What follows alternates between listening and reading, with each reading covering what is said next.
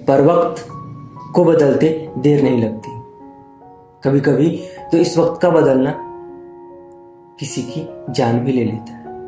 बंधुओं, बहुत बहुत स्वागत है आपका कहानियों के सीरीज में। आज 36वीं कहानी। धीरे धीरे हम 36वीं तक पहुंच गए।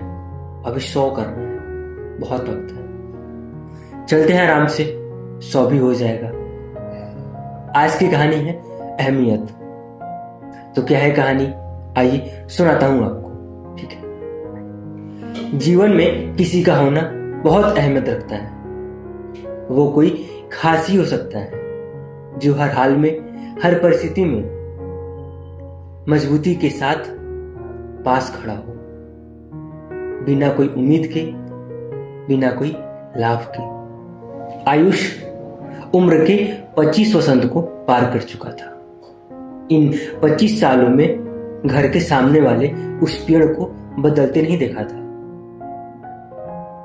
हाँ, वसंत से पहले उसकी पत्तियां गिर जाती, पर वसंत आते ही नई पत्तियों के साथ घर के सामने एक पहरेदार जैसा खड़ा हो जाता वो पेड़, ठीक दादाजी की तरह। वो भी तो सबका ख्याल रखते हैं, किसको किस चीज की जरूरत है, कौन कहाँ जा रहा है, कौन घर में कितने बजे आ रहा है, अगर देर से आया तो क्यों। उससे 10 सवाल पूछते हैं, क्यों देर से घर आए। दादाजी और उस पेड़ की कहानी थोड़ी अलग लेकिन दिलचस्प थी। दादाजी अपने माता पिता के इकलौते संतान थे। उनके माता पिता के विवाह के कई साल के बाद दादाजी का जन्म हुआ था। दादाजी के जन्म के दिन ही उनके पिताजी, मतलब आयुष के परदादा, उन्होंने घर के सामने उस पेड़ को रोपा था, इस बात के साथ कि बेटा बड़ा होगा तो इसी के साथ खिलेगा, इसी के छांव में बड़ा होगा। दादाजी पूरे घर में अगर किसी को मानते तो वो पेड़ ही था। उनका अधिकतम वक्त उसी के साथ, उससे बातें करते बीतता, अपने पूरे दिन का हाल उसको सुनाते। और इससे जलता कौन, दादी जी। शायद ही कभी उन्होंने उस पेड़ को पेड़ कहा हो।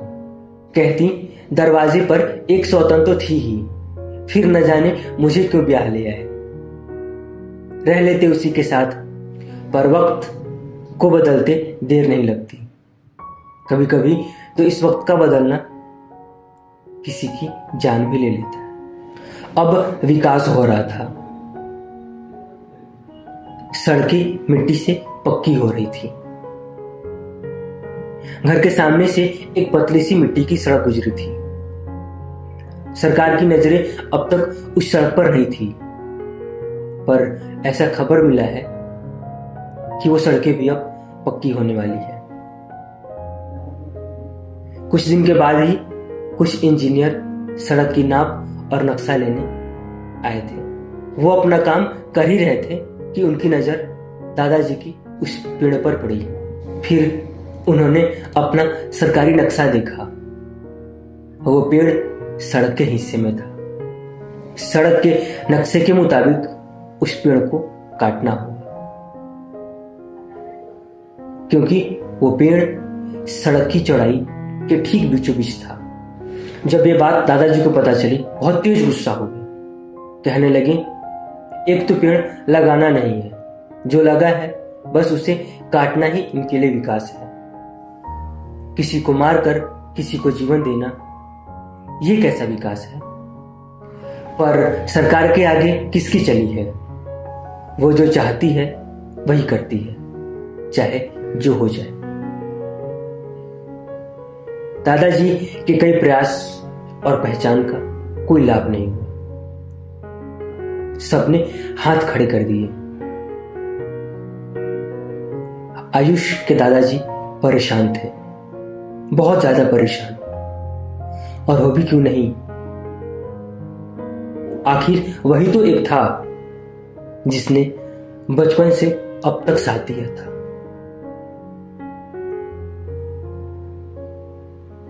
बिना कोई लाभ के, बिना कोई उम्मीद के। सरकार का नोटिस आ गया था, अगले ही दिन पेड़ कटने वाला है। अगले दिन सरकारी इंजीनियर अपनी व्यवस्थाओं के साथ आए। इधर दादाजी क्रोध में तो थे ही, एक बार को झांकने तक नहीं गए घर के बाहर कि क्या हो रहा है। अपनी आराम कुर्सी पर बैठे अखबार पढ़ रहे थे। थोड़ी देर के बाद ही एक धम से जोर की आवाज आई। आवाज के तुरंत बाद ही घर की औरतों का रोना सुनाई दिया। सब लोग इकट्ठे हुए तो पता चला दादाजी नहीं रहे। वो धम की आवाज पेड़ के कटकर गिरने की थी।